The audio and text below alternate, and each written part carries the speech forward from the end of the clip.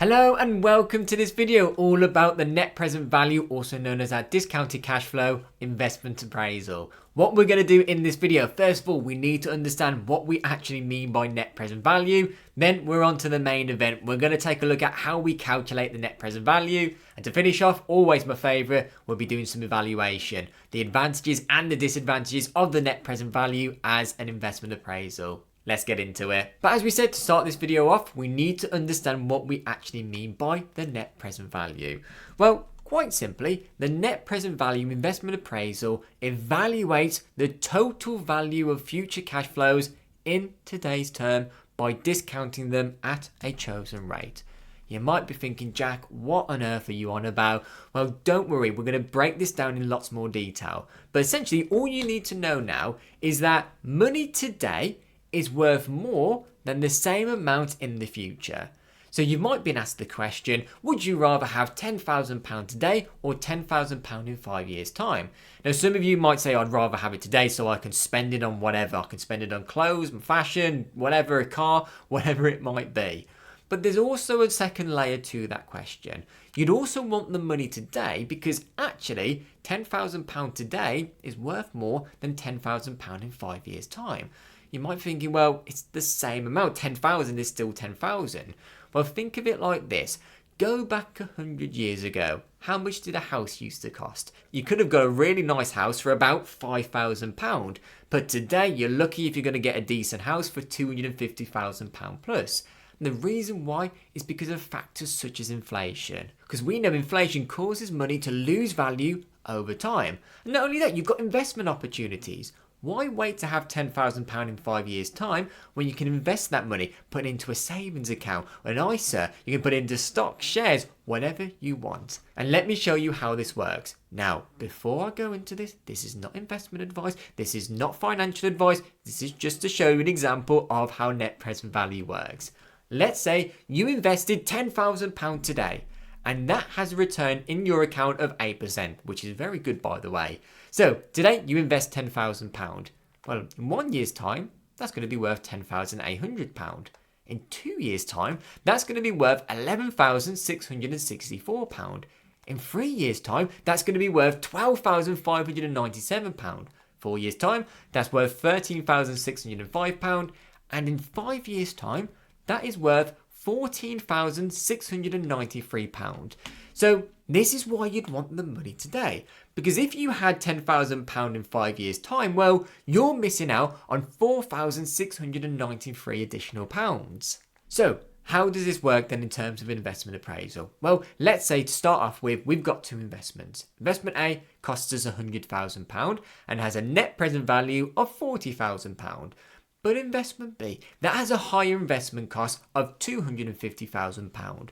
But the net present value now for this investment is £150,000. Well, we want to go with the investment of the higher net present value. So now we know what we mean by the net present value and the time value of money. It's time for us to take a look at the main event of the video. How on earth do we calculate the net present value? Now there's some good news. In my opinion, I think this is the easiest one out of the three investment appraisals to calculate because their steps are very, very simple. First of all, you want to calculate what we call the present value. Now, the way you calculate your present value, you take your net cash flow multiplied by the discount factor. You might be thinking, Jack, what on earth is this discount factor? Well, don't worry, I've already got this covered for you. These discount factors, they are used to adjust future cash flows to their present value, reflecting the time value of money. Now, don't worry, you do not need to calculate the discount factors in your exam. They have been given it for you, but you need to know what they are. So do you know how we said before that £10,000 today is worth more than £10,000 in 5 years' time? Well, we asked a simple question. When in today's world, how much is that £10,000 worth in 5 years' time? Well, it could only be worth £8,000.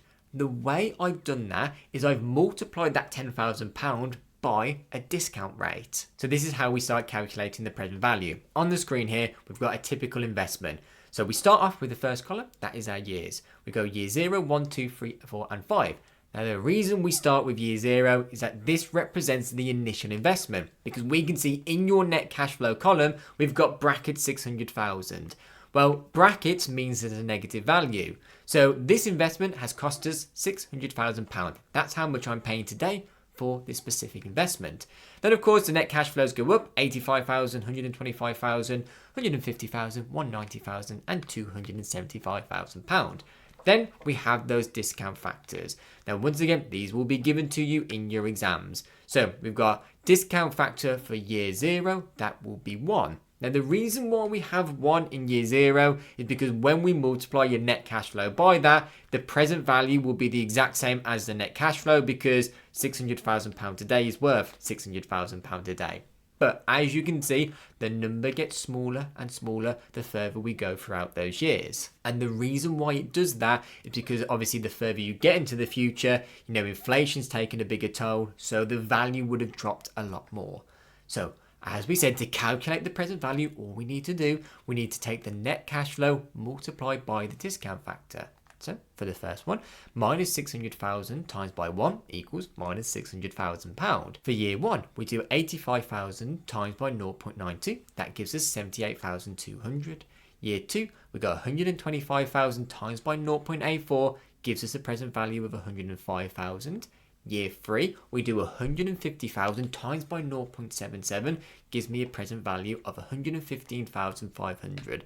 Now, I really want to hammer this one home. What that means is, in my net cash flow in year 3, I would record £150,000. But in today's world, in today's money, that is only going to be worth £115,500. Because as we've said, the value of money is lost over time because of inflation, because of investment opportunities. Go again for year 4. 190,000 times by 0.71 equals £134,900. And finally, for year 5, we've got 275,000 times by 0.65 gives me a present value of £178,750. Now I want to repeat the point again, but I just want to make sure you guys really understand this. In year 5, our net cash flow, what it records in our bank account, we've got £275,000. But in today's world, not in 5 years' time, how much money that is worth today, that is only worth £178,750. So that's step 1. Step 2, really simple. Because we've done the present values, all we need to do is the net present value. Really simple. Just imagine you're casting a net over everything. That just means you want to add them all up together. That includes your initial investment. I can't tell you how many times I've seen students miss out the initial investment. Make sure you include that initial investment. So add that column together. Minus £600,000 plus 78,200 plus 105,000 plus 115,500 plus 134,900 and plus £178,750 gives me a net present value of £12,350. So what does that mean? Do we go with the project or do we not go with the project? Because of course we said at the start, of course you want to invest in the project with the higher net present value. Well, simple criteria. Typically, if the net present value is positive, you want to accept the project.